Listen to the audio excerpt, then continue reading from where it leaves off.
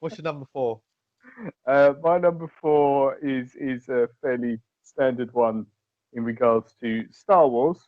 Um, it's the box set, which is the original trilogy.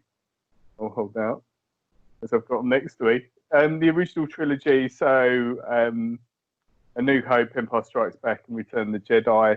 Just films I grew up with, films I absolutely love, and the unfortunate thing is I never had. We have, I think, on VHS the original ones before George Lucas started fiddling about with them.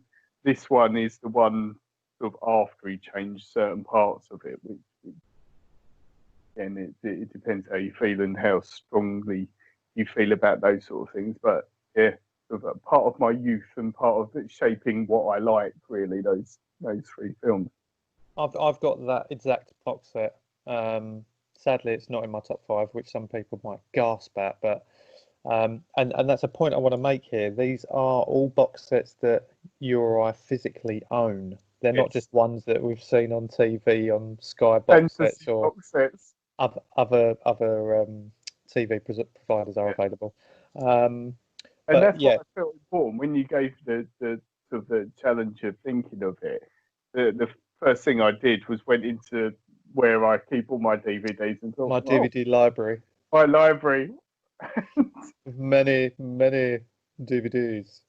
Yeah, and thought, oh yeah, forgot about that. Oh yeah, I forgot about that because I'm not very good at watching box sets. But I can guarantee that all of these I've watched as well. Unlike the story we said about box sets the other week. Well, we can let's have a little detour here because that is something we've mentioned about box sets you and I physically own. I've still got some that's still in the wrappers because I haven't opened them, and one of which I think did we both say we owned, which was Alien or Aliens. No, I remember being lent Alien from a friend who it was the Alien quadrilogy, I think. Yeah, so that's what I've got. Yeah. Yeah. And my friend being absolutely insistent that I watch it, like, oh my god, it's the most amazing thing ever. And I'd seen Alien and Aliens. I think I saw Alien 3 at the cinema even, and that was pretty poor as far as I remember. But I find when people lend something to me, it's that natural reaction I have of, oh my god, that's like 8 hours of my life to watch. I can't cope with that. Yeah, and I just never get started in doing it. Yeah, and I do want that box set back. Yeah, it's funny though because you do need to invest. Even as recently as my birthday at the beginning of this year, I was bought a box. It's not really a box set; it's a series. But again, when it's a series, it's kind of 3 or 4 hours. It's not even an hour or two like you would a movie. But it's a few hours you've got to invest, which I still haven't got out the wrapper. Apologies, Mark. I will watch. What is it? It's Hospital People, which is a BBC. It sounds terrible just by the name. No offense, Mark. You will actually like it though because the comedian character Ivan Brackenbury, Hospital Radio. Oh right. It's him. I'll take back everything I said because he's amazing. Apologies, Mark. Apologies, Mark. It's a good one. It's his character, but he plays like 3 or 4 different characters inside a hospital, including Ivan Brackenbury, the hospital DJ. But in a TV show, which I've never seen, but that's where that character that he does on stand up is based from. So, but yeah, it's funny because like I remember when I was younger, you used to like at Christmas, I'd always ask for all different box sets of things to watch. Like you say, just spending the time and investing in watching, sitting down, and I can't do that thing where I'm flipping between the series either. I need to kind of invest and have all my attention on one.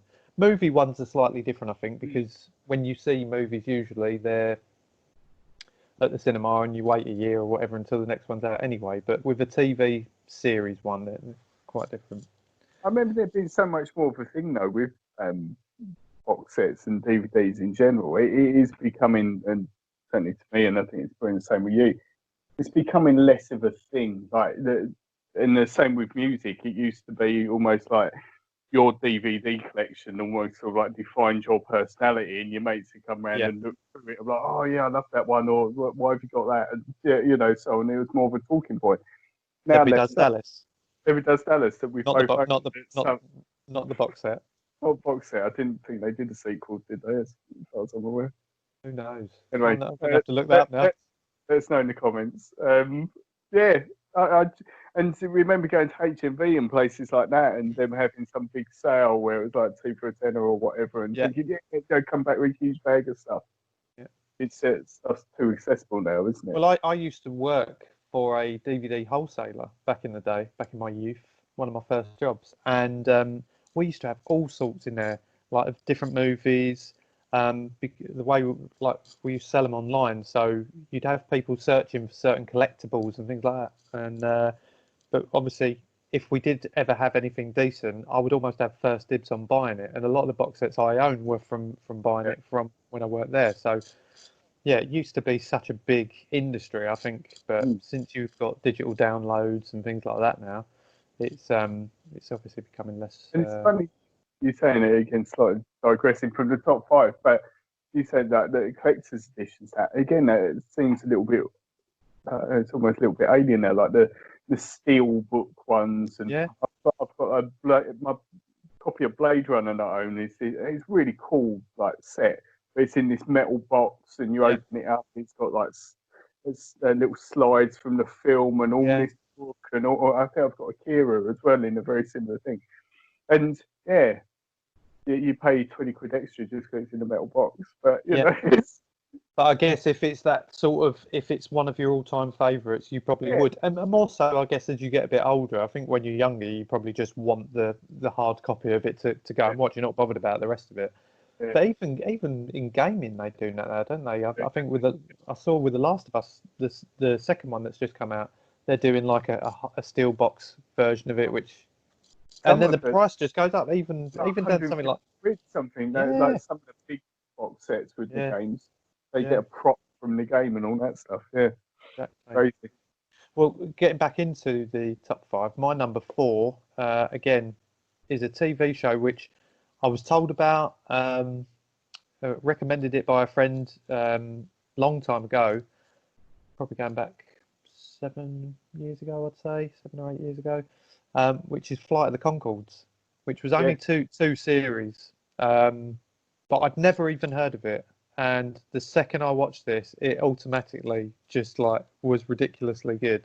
Um, you've watched bits and pieces of it, or I've watched a few of them and yeah, absolutely love them. But it's one of those ones again that I think I really need to watch it all because yeah. I know how much I'll love it, but it's just that investment of doing it. But hilarious. Yeah, Well, the story of a Kiwi um, music duo, let's call no, them. yeah, Brett and Jermaine, they are the Flight of the Conchords. That's their band, let's call it. You've got their manager, who's useless, who's amazing, also from New Zealand, but they are now